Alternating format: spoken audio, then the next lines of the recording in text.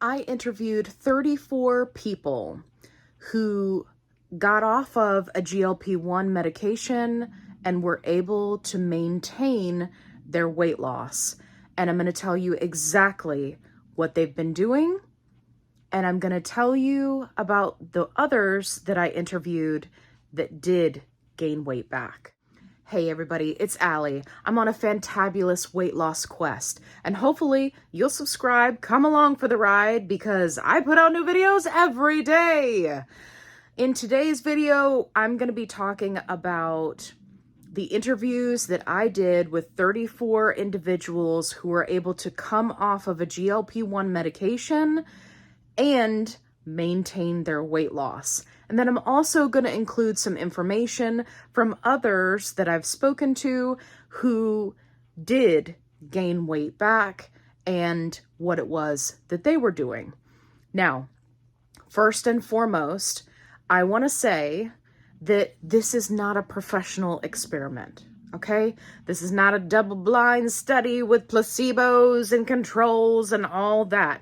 This is just my own research, and I always get requests for people to share my research that I've done, because even though it's anecdotal evidence, it still gives people a basis from which they can make an educated choice, or even better, talk to their doctor. So this is by no means encompassing of everyone. Side note, neither is a large study done by a pharmaceutical company, but it's designed to provide you with information, because more often than not, we see people both in support groups and big creators talking about how these are lifelong medications.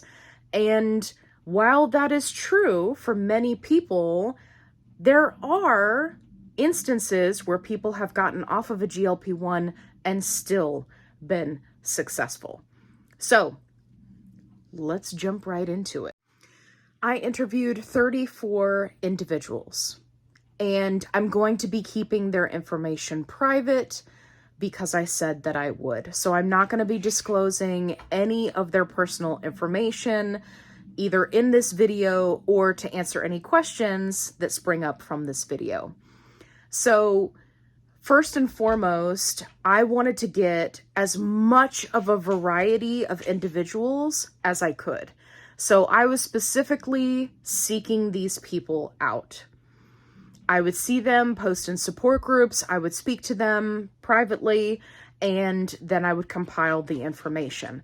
I didn't host like a, hey, come join my study kind of thing. I didn't do that, because there are some instances where people who have very strong beliefs will join in to that sort of thing and skew the results because they want it to say a certain thing. I didn't want that to happen, so I specifically went into the support groups and was seeking these people out. Let's talk about the trends that I noticed in the 34 individuals that I interviewed for this video. So, and if you see me looking down, it's just because I'm looking at my notes. So, first and foremost, the most popular trend that everyone, with the exception of one person, was doing is tracking their calories, tracking everything they eat. Now, this tracking umbrella encompassed tracking using an app and tracking using a scale. Not all of the individuals used a scale to weigh out their food to then track it, but many of them did. But all of them were using, various apps to track their calories. They had their maintenance calories calculated, and they stayed within that range, anywhere from 1 to 300 calories, either up or down from that maintenance number. Now, one important thing to point out is there was one individual of the group who was not tracking. However, that individual was utilizing a weight loss medication called phentermine. And for those of you who are not well-versed in the weight loss meds. That one is specifically an appetite suppressant, and they had been using it for roughly 6 months. So that individual was not tracking, but they were utilizing a weight loss medication to help suppress their appetite. Let's talk exercise. So everyone in the group was doing cardio 3 to 6 times per week. And those time frames ranged from 30 minutes to an hour and a half. It just depended on the individual. And I know that that's a very large range, but I want to give you as much information as possible. Many of the people noted that they would, sometimes do more exercise on some days and less on other days. And so that also adds to that, time frame fluctuation. That's just cardio. Then, having to do with building muscle, all of the individuals were doing resistance training or actively working to build muscle, right, through weight training. And they did that 3 to 7 times a week. Now, I know what you're probably thinking. You're like, 7 times a week? When does that person ever take a break? Unfortunately, when you do research like this, there's going to be the outlier in the group. And I did interview one individual who was essentially training for a marathon and also working out and building muscle because they wanted to do a competition. So that's where that 7 days a week kind of comes in, because I know, because when I was looking at the numbers, I was like, 7 days a week? When do you take a break? But that person is kind of in that outlier group.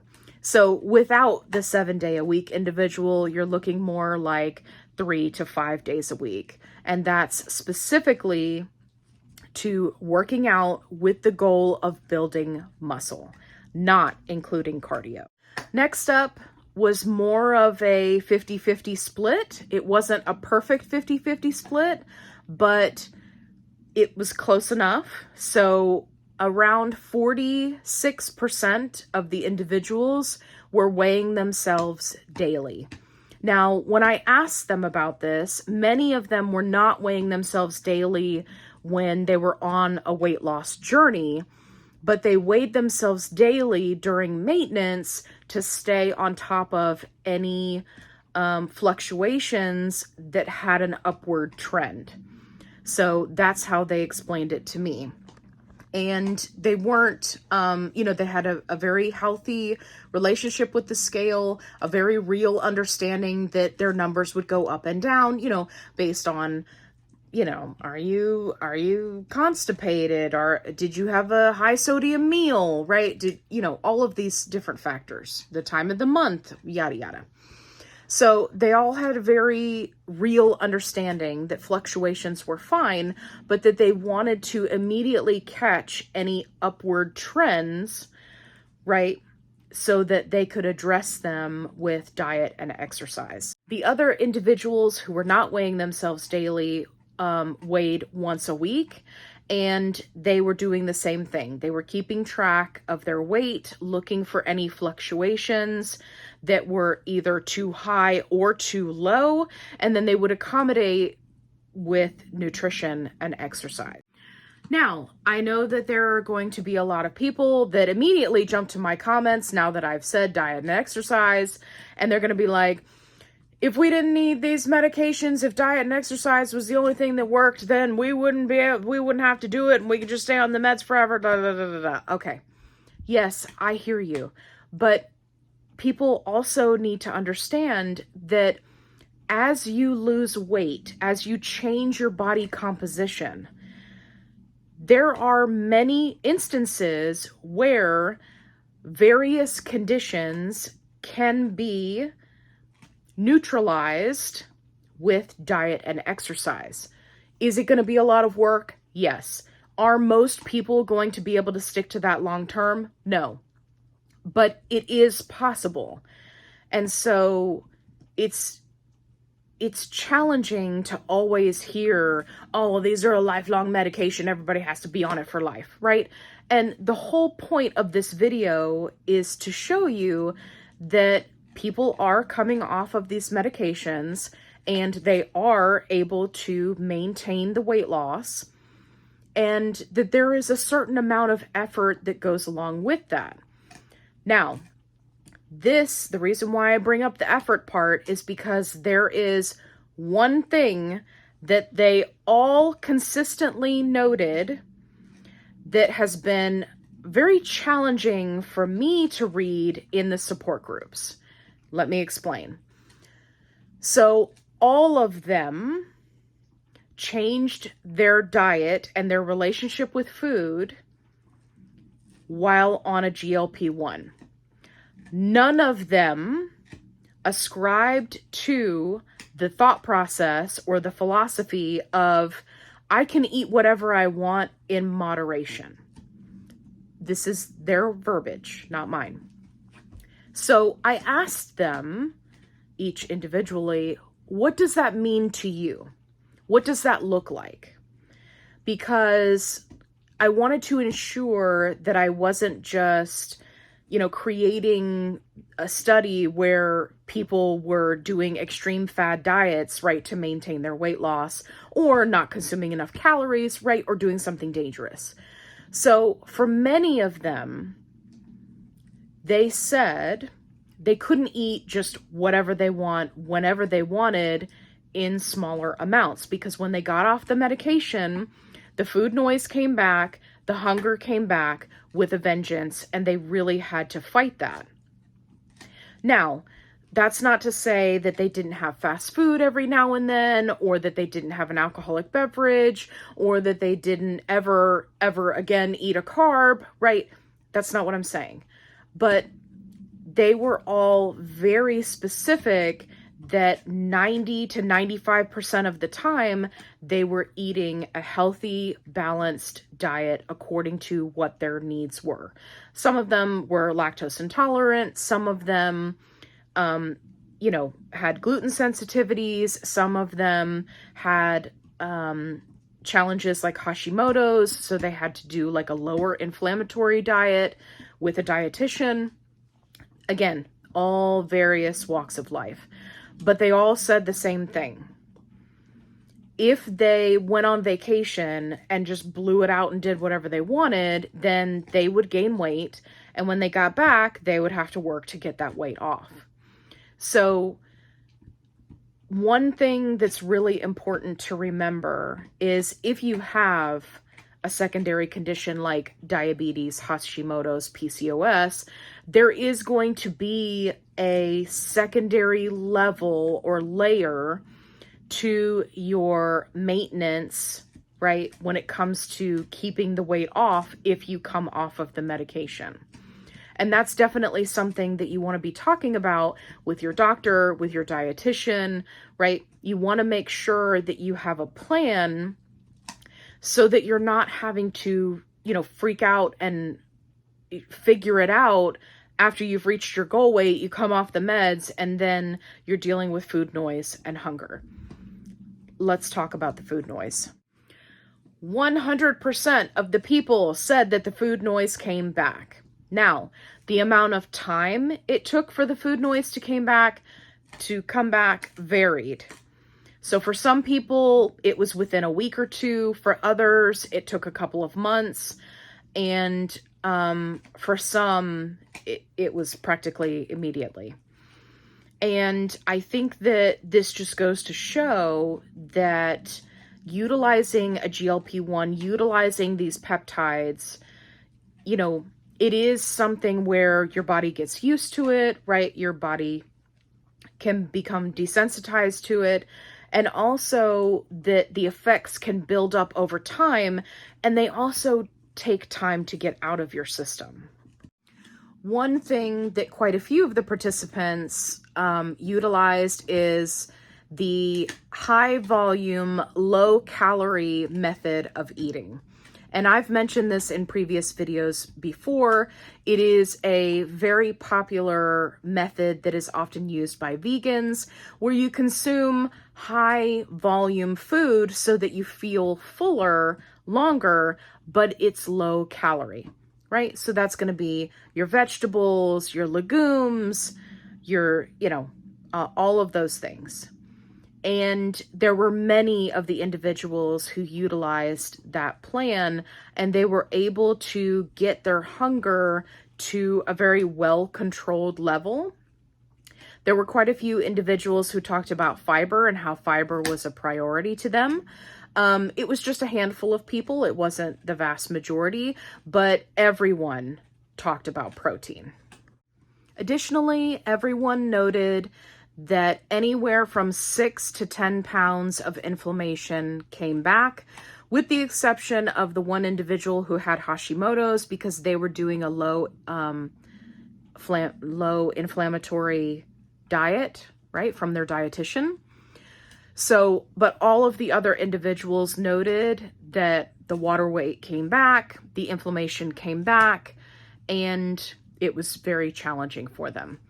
Some of the individuals, even though they had lost quite a bit of weight, they went back to having joint pain, things of that nature, and they had to go other routes to then be able to mitigate those issues. My hypothesis here when it comes to the inflammation coming back is if you look at the beginning of your GLP-1 journey, and this is just my theory, whatever you lost at the very, very beginning, if you were one of those people like myself who immediately saw results on a GLP-1, then you could see roughly how much weight you would put back on in inflammation if you came off the medication. So for example, when the medication really kicked in for me, I believe it was week 3 or week 4 of 2.5, right, which is that first dose, I lost 8 pounds in a week, which was wild. But what that tells me is that was the inflammation and the water weight. So if I come off of a GLP-1, again, just my theory, I think I could expect to gain 8 pounds of inflammation and water weight back. Let me know what you think about that theory in the comments below. Another trend that I noticed is planning. Now, 2/3 of these people were planning their meals, planning their grocery trips, meal prepping, planning their snacks. They did not leave any room for deviation, right? They're planning every single meal. They're planning their grocery list. So many of them mentioned that they used this as a tactic to keep them on track, to keep them making healthy choices, to have healthy options on hand, and to keep them at that maintenance calorie level so that they weren't overeating, right, due to the hunger. On the other side of the spectrum, individuals who solely relied on the appetite suppression during their weight loss journey on a GLP-1 were also individuals who gained weight when they came off the medication. So you will see this a lot in support groups where people say, I don't track what I'm eating, I just make healthy choices, I'm not hungry anyway, I only eat 800 calories a day, right? You'll see a wide variety of comments. And those individuals, when they came off the medication, they noted that the hunger came back full force and the food noise came back, and they were not prepared on how to deal with it. And just as a side note, those individuals that I interviewed that came off the medication gained weight, 100% of them went back on their GLP-1. Now, if you're wondering how long the individuals who lost their weight and maintained their weight loss were able to maintain their weight loss, we had a variation of time frames. So for some of them, They were at the 3-month mark. For some of them, they were at the 8-month mark. And then there were a couple of individuals who were past the 1-year mark of being off of a GLP-1. So we really got a good spattering of data at different time frames to see how people were doing. Where are my diabetics? This one is for you. So I did interview 2 diabetics who were in this group, and they both worked very closely with a nutritionist, with planned meal plans, and they have been able to maintain their A1C now that they lost a significant amount of weight. Now, my theory on this, and again, it's just my theory, is that when you reach a certain point, many times you can do, the body reset, which I've mentioned previously, and your body can really work on healing itself. And don't worry, I'm not going to get off into a tangent, right? And, bore you with a bunch of, health guru stuff. But essentially, our bodies want to stay alive, right? They don't want to be sick. So there is a certain point that many individuals can reach by losing weight, changing their lifestyle, changing their relationship with food, right? To then be able to maintain a healthier body. And that's going to look different for each person. I'm certainly not claiming that these people are some kind of miracle and they cure diabetes, right? Like, please don't misunderstand me. But I am saying that it can be done. It does take a lot of work. It does take working very closely with medical professionals who are monitoring you, right? These individuals were getting their blood work done every 3 months so that they could check their A1C. One of them was also still doing blood sugar checks, right? And of course, working with the dietitian. All of that coupled with, diet, exercise, getting in movement, right? It's really, really important if you want to put yourself in a good position when it comes to maintaining your weight loss, whether you're off a GLP-1 or not. It's really important. In conclusion, this was a lot of fun. And I hope that you found this information interesting. If you did, give me a thumbs up. It really helps my channel. And if you would like to see me do an experiment or do a study, then please make sure you drop it in the comments below, because I do read all of your comments. If there's one thing that I want you to take away from this video, it's that you really can't listen to everything that everybody else says, right? Because the majority of people right now are just regurgitating this line of, once you're on these meds, you have to be on them forever. And that will be the case for many individuals, but it's not a one size fits all. And there are a lot of factors and a lot of nuance when it comes to losing weight, getting healthy, and then being able to maintain that weight loss. And you have to keep in mind that, everybody's struggles are different. So if someone can come off of a GLP-1 and maintain their weight loss, that's great. If somebody needs a GLP-1 to help them maintain their weight loss, that's also great.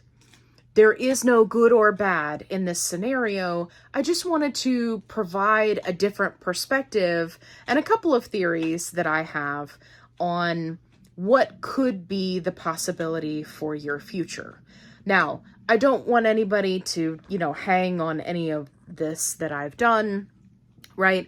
I'm not telling you that you can absolutely for sure do it, right? Each person is an individual, but I'm just saying, keep an open mind. You won't know until you try. And I think it's so important to remember that pharmaceutical companies can do research all day long. But you also have to keep in the back of your mind that they want that research to show a certain thing, right? They didn't do research on the number of people who got off of a GLP-1 and were able to maintain their weight loss, because clearly I've already shown that they do exist and they're not that hard to find, right? No, they want to show that people get on these medications and then have to take them for life, which is true for some people. They don't want to show the other perspective. So that's what I tried to do here. I hope you found it interesting. If you're looking for a positive-only support group, I've got you covered. Link is in the description box below. Did you subscribe? Because if you didn't, then I demand to know why. I'm just kidding. Make sure you check out my other videos where I have other helpful tips and tricks that can help you on your weight loss journey. And as always, be kind, rewind. Kevin, are you getting in your protein? You chewing on some protein? Okay. You're looking really slim, Kevin.